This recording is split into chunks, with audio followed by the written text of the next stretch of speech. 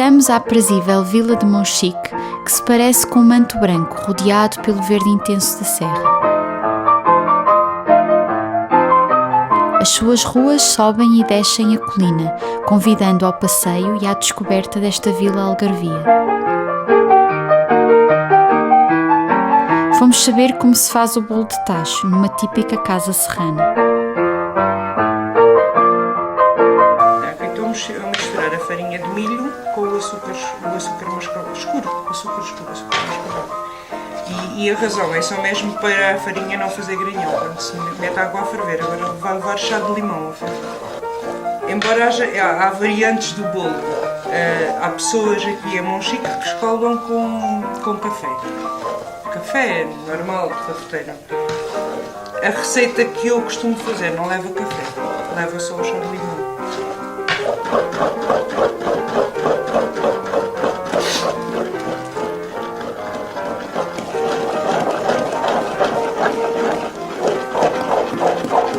A única proporção da receita que existe é o mesmo peso de farinha com açúcar. O resto cada um põe a gosto. É quanto basta.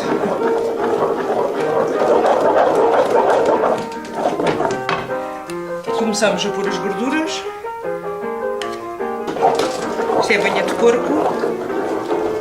Uma mãozinha de sal. Vou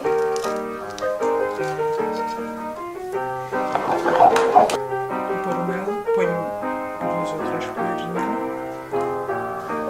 2 colheres de chocolate. Chocolate em pó. Uma colher bem cheia de cacau. Erva doce.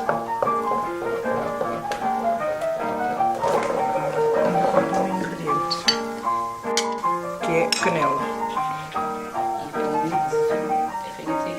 São 2 ovos porque eles são muito pequeninos, mas normalmente é um ovo. Só falta um, que é o anis. Depois é bater bem e retificar os temperos. Ele também se chama, além de bolo de tacho, bolo de maio, bolo de milho, também a rolha do meio. Mas eu acho que a tradição deste bolo aqui, e ser este bolo com farinha de milho, eu acho que tem origem, pelo menos era isso que me contavam as pessoas mais velhas, tem origem porque eram 2 produtos que haviam em Monchique, o milho e o mel.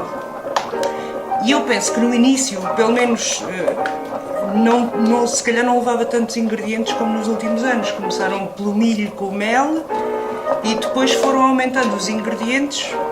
E até porque o Monchique é um concelho rural e com as pessoas não temos recursos. E essas especiarias são de alguma forma dispendiosas. Portanto, E as pessoas...